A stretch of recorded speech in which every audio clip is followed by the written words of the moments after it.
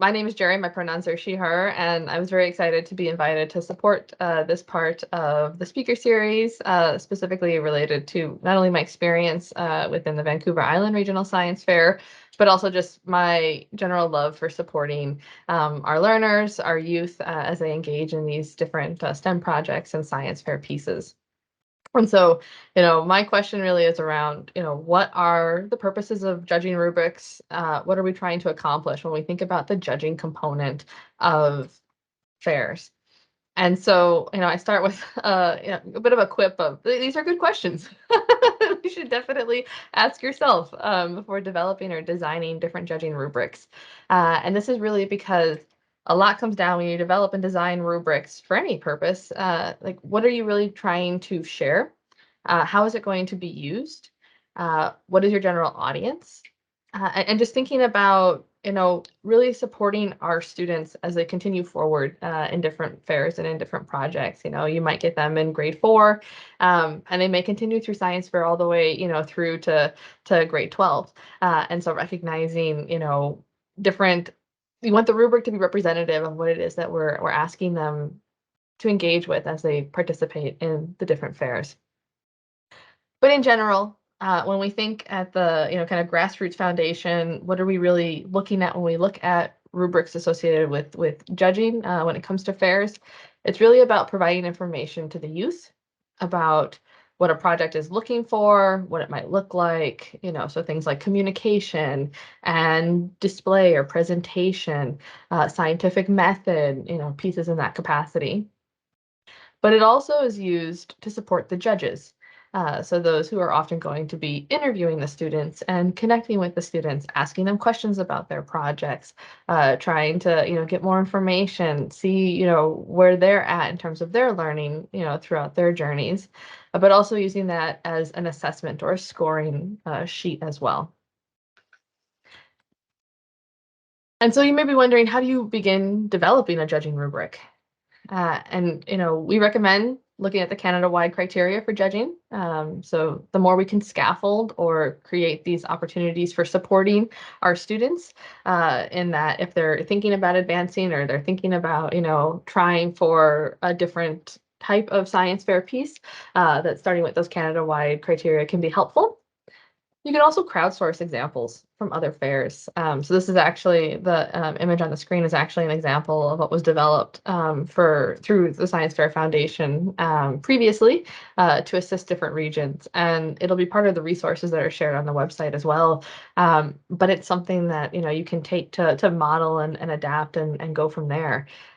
Because we all love to share and support one another. We're educators, so we're here to assist in that space. But it's also important to know that if maybe this is the first year you're creating a judging rubric for your fair, that this process is iterative. And so I know, we often ask for feedback from the fair as well as not just from the youth about the fair itself, but also regarding, the process, the judging process, as well as the judges. What can be done differently? How clear was it to access the form? And again, I know Science Fair Foundation has also done a lot of great support in that, trying to just hear from those who are actually using it, because we can develop it, we can design it, we can think this is so clear. But actually using it and having people interact with it will really give you that good information and that good feedback about how clear it really is. And so, it's also really great to have multiple pairs of eyes look at a rubric, as you're developing and as you're thinking, or have some, open dialogues and open brainstorming sessions to, start to create and develop, what it is that you're looking for. But, these pieces here, original creativity, display, presentation, or the interview are all key components and key categories that have been taken from the Canada-wide criteria. And when you think about transferring the rubric into a score sheet, some fair regions will do it kind of all in one. And so often thought the rubric might provide a little bit more context about what is being looked for in different criteria at the different ranges, the different levels within the judging or the assessment. And then that score sheet's what's going to put that numerical representation or that number piece on the actual assessment for the project. And that's often what's then used to tally up scores. And when you're thinking about awards that are being provided, when you're thinking about potentially Canada-wide finalists in different spaces, and it's as we often use rubrics in our own education and our own teaching, a way to standardize the assessment across a diversity of projects and works. And so because some fairs might be doing things digitally, maybe using Microsoft Forms, and again, there's a lot, as Rossi mentioned with the ethics piece, there's a lot that goes into consideration for what platforms can be utilized for privacy, to adhere to FIPA and BC privacy law. So really, doing some of that research if you're thinking the digital route, or leaning on Science Fair Foundation or myself as a resource to support and assist as well. But going digitally, things will be often auto-calculated. The judge can, after the fact, go through and, check the boxes and it will auto-tabulate. Others are using a paper-based format, in which case it might look something similar to the image on the left here, which has, multiple different components in the scientific method, which is another criteria often within science fairs. And so the category of scientific method is broken up, for an experimental project, say, into the problem and hypothesis, the general methodology, and the analysis and conclusions, each with their own values that are associated with different criteria or components, and totaling to a final sum. And so then again, you may have it here that it's a circle piece. So 0 through 5 is listed and they circle their corresponding score. Others, here's the range. So if I go back a quick slide, you'll see here there's different ranges, and on the sheet as well, it highlights what those 3 numbers mean. So there's a low, medium, and high within each level or each rank. And so thinking that's where, 12, 16, 18 correspond to. And so from there, you might have to, again, kind of circle or put your number in and then do a bit of math. But again, different ways to engage with that, different ways to convert that, and then it allows you to tabulate and actually, support not just the projects, but also with feedback for the students as they go forward. And so in terms of maybe sharing the score sheet with your judges really appreciate seeing it ahead of time. Hopefully you're doing some sort of a orientation session with the judges, or having a space to walk them through kind of here's what you're doing. If you have returning volunteers for fairs and judges, then they may have seen it before and they can assist, of course, but it's always nice just for transparency to have a chance to walk judges through what it is that they're going to be looking for, because again, so maybe language might be a little bit different, or how they perceive a certain piece might be a little bit different. So really keeping that in mind as you're thinking about that availability, and again, those orientation sessions to bring the judges up to speed so that they're ready and can hit the ground, as they begin on the day of the fair with their projects in hand and their rubrics and score sheets ready to go. And again, every process will have its own pros and cons. A lot really leans on the number of projects you have, as well as, the capacity of your committee for the fair.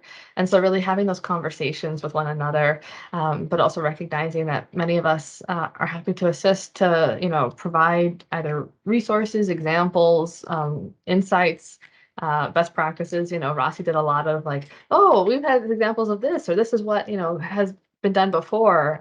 And so really leaning on, that collective knowledge that's here within, our regional fairs. And this is part of the beautiful part of these series and these meetings, is bringing all of us together to share and to learn together as we continue to support our students with their science fairs. And then, thinking about what do we do after the judges submit their score sheets. So, this depends a little bit on how the structure of your fair is taking place. So, you might have 2 rounds of judging, a round 1 and a round 2. Round 1's more of a general judging, and maybe you're looking at all the different projects. You have, 3 to 5 judges per project. And then, you might have a judge deliberation. They come together.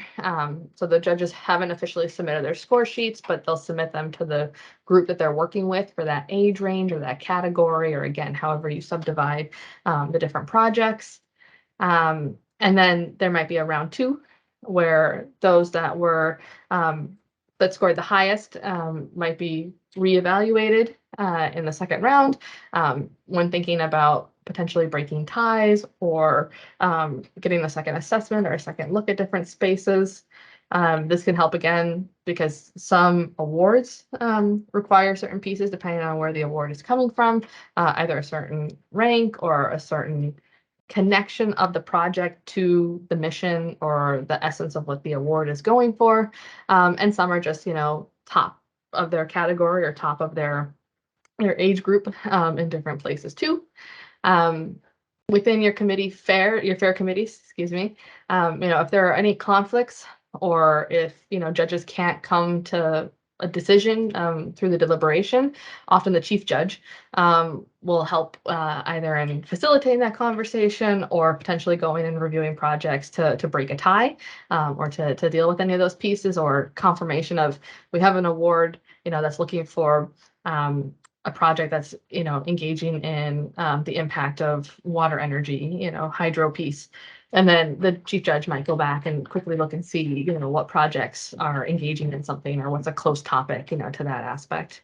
And so, again, respecting privacy, if you've asked for student feedback or for feedback for the students, keeping that, confidential as well, but also making sure that the committee's reviewing them before you pass it back to the students, because of course some feedback can be really helpful, such as, this is a really strong project, the question was well laid out, the presentation clearly outlined the, key scientific steps. Others can sometimes be a little bit more harsh, which doesn't really align with the ethos of the science fair. And it's not to say that we shouldn't provide constructive feedback. We want to support them and help them learn and grow as they move forward. But telling somebody that their research project was deplorable is not exactly the best way to share that information. And so really thinking about what it is that we're thinking as we provide that feedback and information too. And so again, it depends a little bit on how the judging is set up and your fair as a whole. But often those score sheets are then used to tabulate not just the ranks within the sections and the ages, may help inform who's going to Canada-wide as well, and then different awards in different spaces too. So lots of considerations to kind of keep in mind there. But that was my quick little primer on thinking about judging, engaging in the judging rubric components. I know we have a part 2 for that, but just some key considerations as you get started thinking about developing and crafting those rubrics and score sheets to support the projects at science fairs. Hey, Gerry. Hey.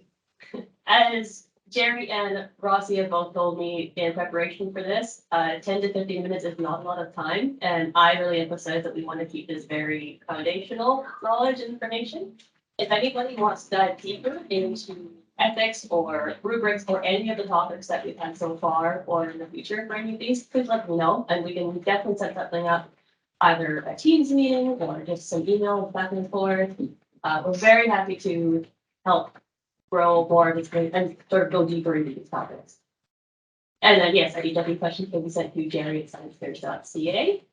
In addition, Gerry said throughout her presentation that a lot of it is about crowdsourcing and getting the resources from all the regions. We will be putting up any resources and all the resources that we have on our website after this presentation, and if anybody has any that they're willing to share, whether it be your judging rubric, whether it be your ethics forms or anything else, you can send them to me and I'll get them up on the website as well if you're willing. But it's just a way that we can all sort of gather the knowledge and help, whether it's new committee members or just a refresher on our existing material.